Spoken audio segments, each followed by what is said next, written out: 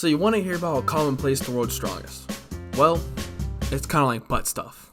Everyone says it's bad, but then you and your significant other are wrestling, and all of a sudden they finger pop your fart box. Then a couple minutes go by and you say, "Can we try that again?"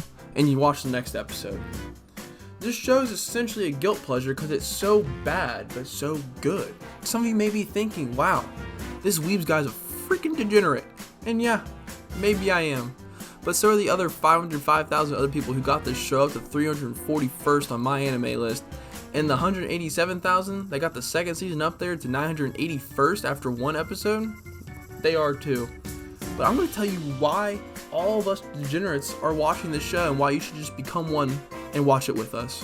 Common Place the World's Strongest is a dark fantasy harem isekai, and the main character is Hajime. He and his whole class were summoned by a god of another world to become heroes that save humanity by eliminating the demons and monsters of this world. They all have different classes and powers, like from MMORPGs, and Hajime's is the synergist and the power of transmute, aka he plays with rocks and is completely useless in battle. Nevertheless though, him and all of his classmates enter the labyrinth and fall into a trap. During this, someone takes advantage of the chaos and betrays him and leaves him to die within the labyrinth. However, Hajime didn't like this idea, so he stops being a Weenie Hut Jr., eats some monsters, drinks some holy water, now he's stupidly overpowered. Shocking, I know. Never could have seen the fact that his Sekai main character would be overpowered. After hearing my very rough synopsis, I think the real reason this show captivates all of these people is because it scratches a dark and evil itch that humans have for wanting to prove people wrong. Look at their stupid, surprised face as you sarcastically flip them off.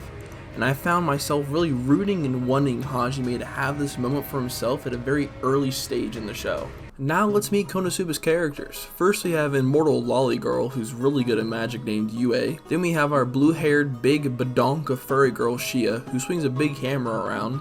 Then finally we have our dragonborn masochist Tio. She's my favorite. Unfortunately, Hajime took so much out of me that I can barely move right now. Oh! That look makes me feel like filth personified. How lewd. I'm starting to think I should have killed you after all. Your words puncture my heart, just as your fists pummeled the very core of my being. And your weapon penetrated my most personal areas. My heart, body, and soul are brimming with pleasure. Oh wait, I forgot. Also, there's this mermaid child Mew who Hajime just kind of decides to pick up off the street and take with him. She's adorable. You'll love her. Trust me. But other than that, it's a super typical harem. They all want to wrestle with Hajime, and they all have their super freakish strength to go with it. However, I do love the characters' interactions, especially between Hajime and Tio and Shia, because they want him so bad, but he's an absolute alpha male and shows no mercy shutting them down. Now let's talk about possibly the biggest turnoff of the entire show, which is very unfortunate because it is 50% at least of the show. It's the art and animation.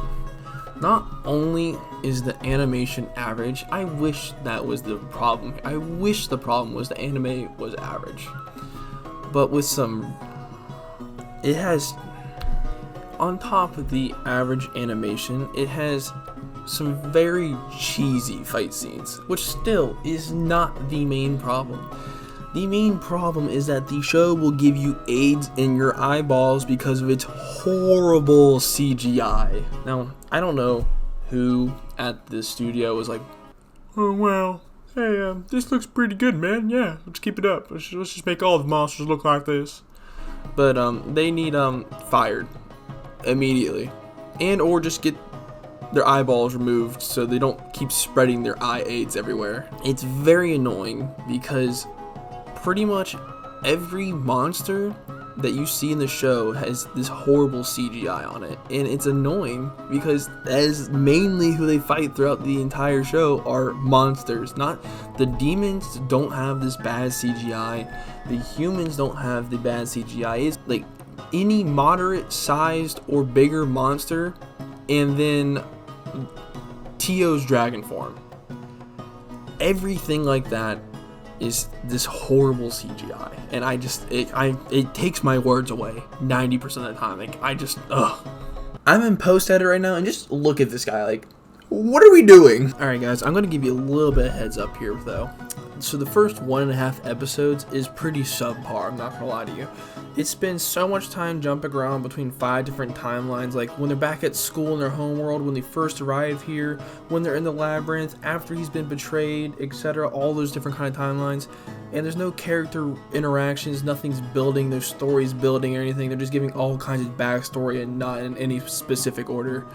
But about halfway through the second episode's when the first harem character is introduced, and it starts to become more enjoyable because you start learning more things about the world. The story is actually starting to build. There's character interactions. They're actually like having some fun with the show. I say if you're not interested after episode 3, just drop it. But if you have some interest, even though you're not really sure where you stand, give it till episode 6. Doing this will let the world develop, the story develop. You'll meet more characters. You'll have more fun with the show.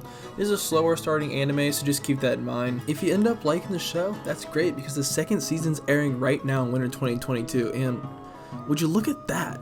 Another video of mine on 6 more winter 2022 animes. Might as well watch that and subscribe so you can see the future ones as well.